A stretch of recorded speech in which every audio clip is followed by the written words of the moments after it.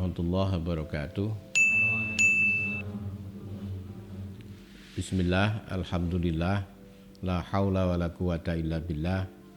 Allahumma salli ala sayyidina Muhammad abdika wa nabika rasulika nabil ummi wa ala alihi wa sahbihi wa sallim tasliman biqadri azamatika fi kulli waqtin wahin.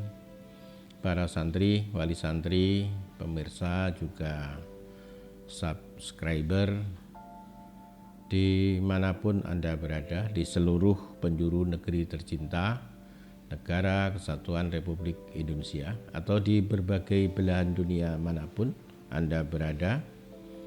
Apa kabar Anda hari ini? Saya tetap yakin, hakul yakin Anda dalam keadaan baik, lahir dan batin, tengah berbahagia bersama dengan keluarga, orang-orang yang kalian kasih dan orang-orang yang kalian cintai. Semoga Anda senantiasa diberikan limpahan rahmat dan berkah oleh Allah Subhanahu wa Ta'ala, bisa menikmati karunia-Nya dengan bersyukur dan juga bisa bersabar terhadap ujian-ujiannya, sehingga setiap momen, setiap kejadian yang menimpa, yang Allah berikan kepada Anda, baik itu kejadian yang positif atau kejadian yang meresahkan jiwa, senantiasa menjadi tangga untuk mencapai kebaikan yang hakiki, untuk mencapai ridha Allah Subhanahu wa Ta'ala. Amin, Allahumma amin. Para santri, wali santri, pemirsa, juga subscriber,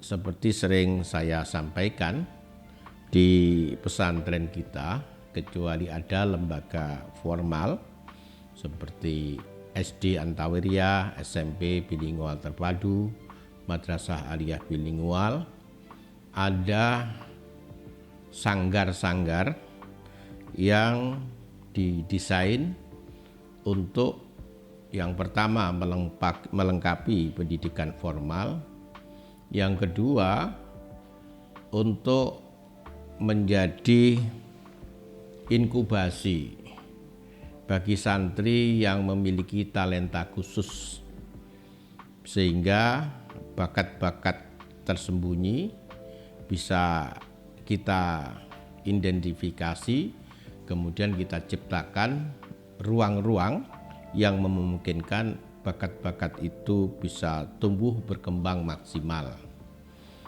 Misalnya ada sanggar tahfidz entrepreneur. Ini adalah anak-anak yang memiliki semangat, niat untuk menjadi penghafal Al-Quran, dan di sana santri diberikan skill bagaimana memanfaatkan media sosial untuk bisnis dan ekonomi. Ada sanggar Kutubut Turos, anak santri yang masuk di dalam sanggar ini, kecuali mendapatkan pendidikan formal, mendapatkan pelajaran Kutubut Turos, kitab-kitab kuning seperti yang diajarkan di pesantren-pesantren salaf. Tujuannya adalah melahirkan para ulama-ulama yang sangat diperlukan oleh masyarakat. Seperti kita ketahui bersama, di masa pandemi ini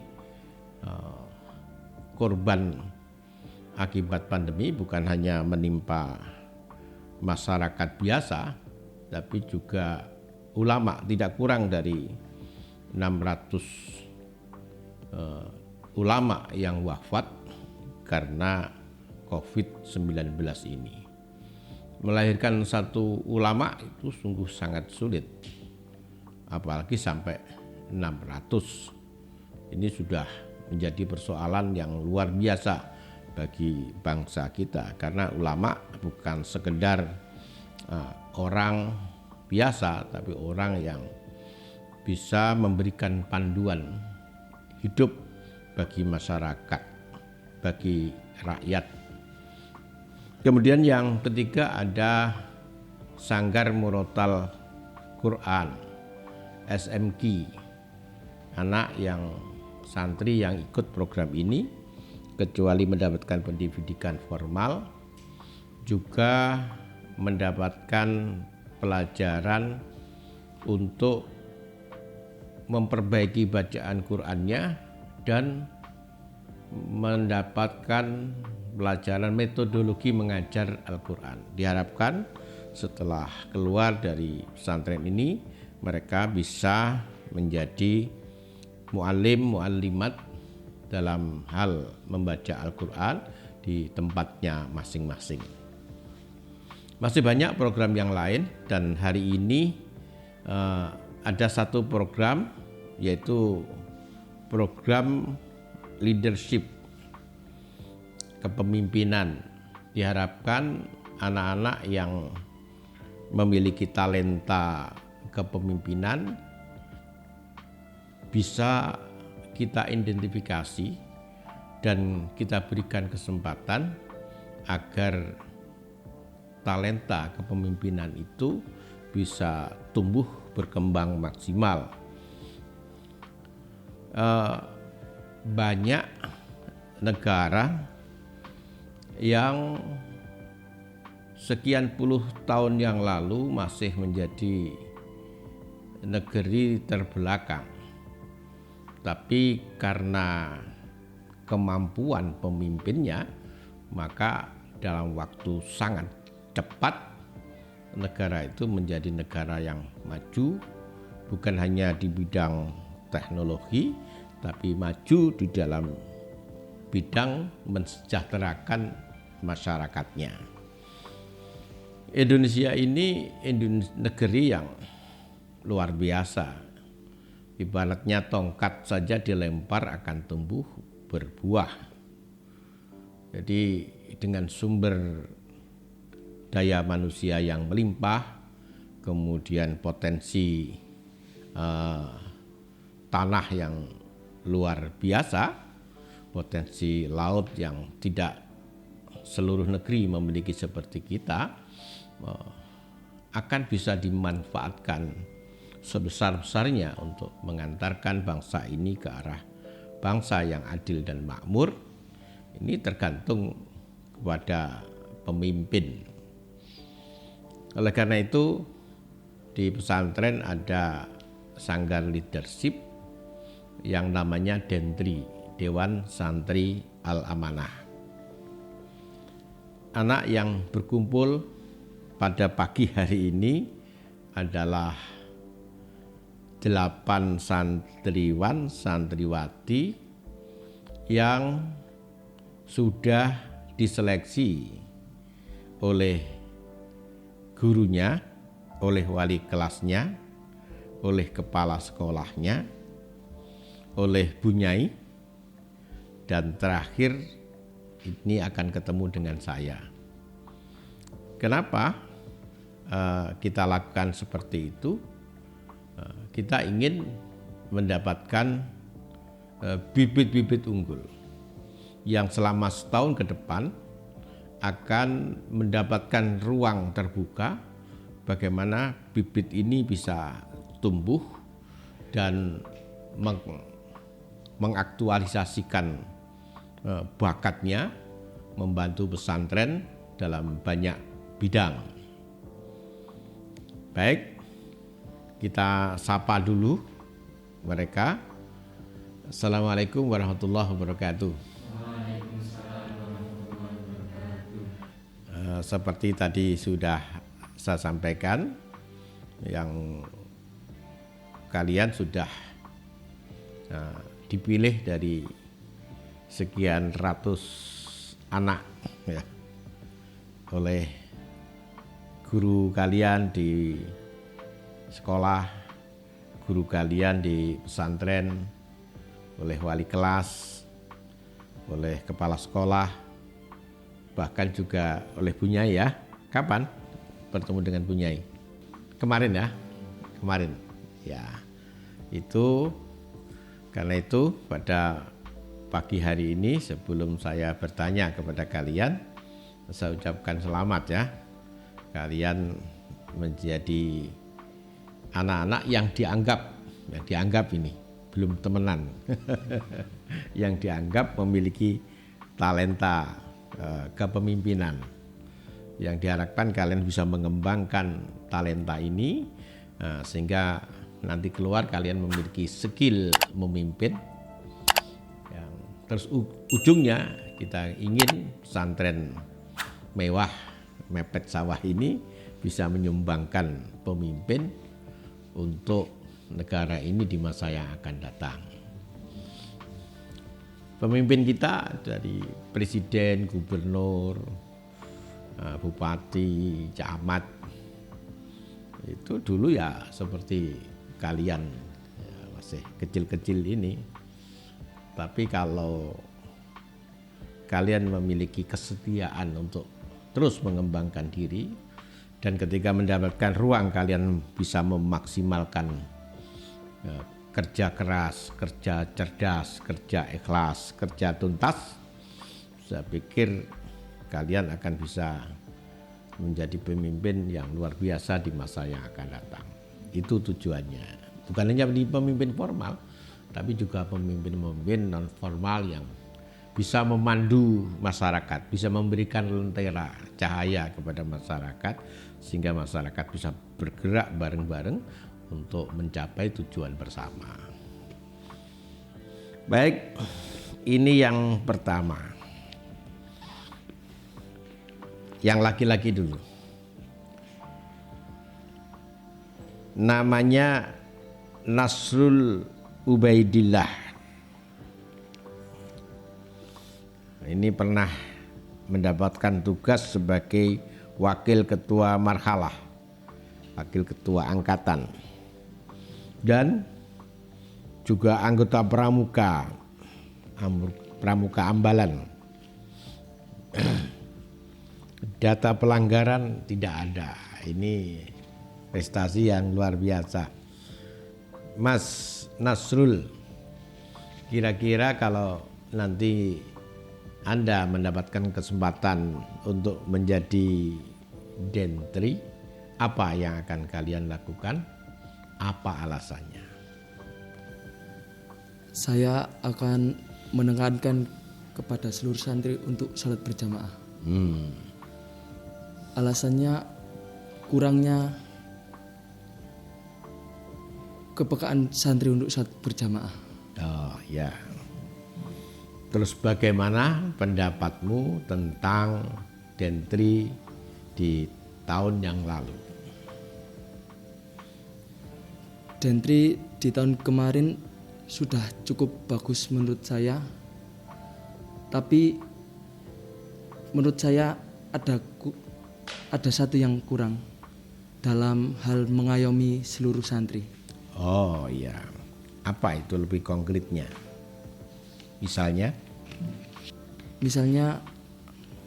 Banyak santri yang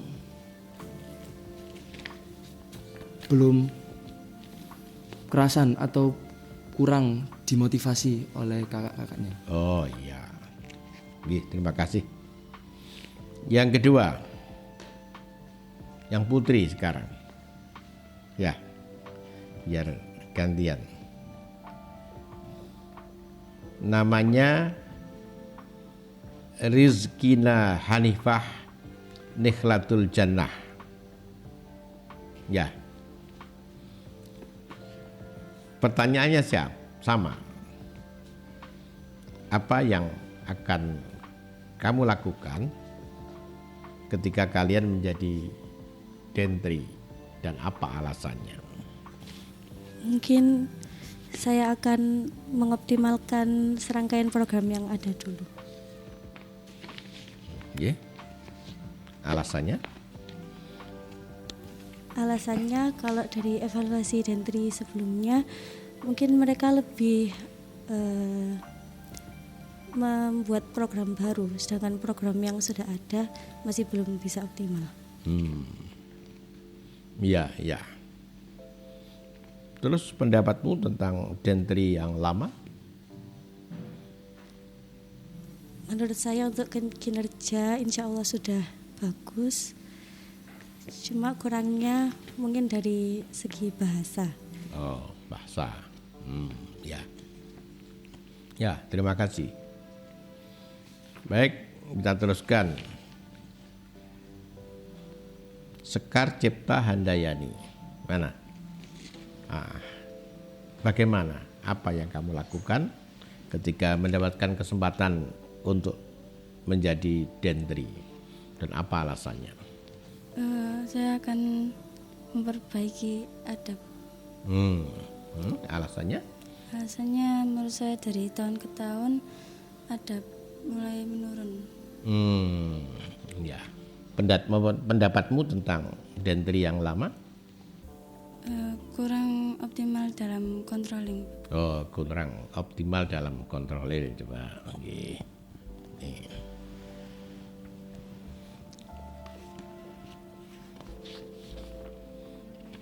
Afif Ubaidillah. Ya. Apa yang akan kamu lakukan ketika kalian dipercaya untuk memegang amanah sebagai Dentri dan apa alasannya? Kalau saya sebisa mungkin untuk meningkatkan budaya literasi Literasi. dan membaca buku. Oh ya, alasannya? Karena dari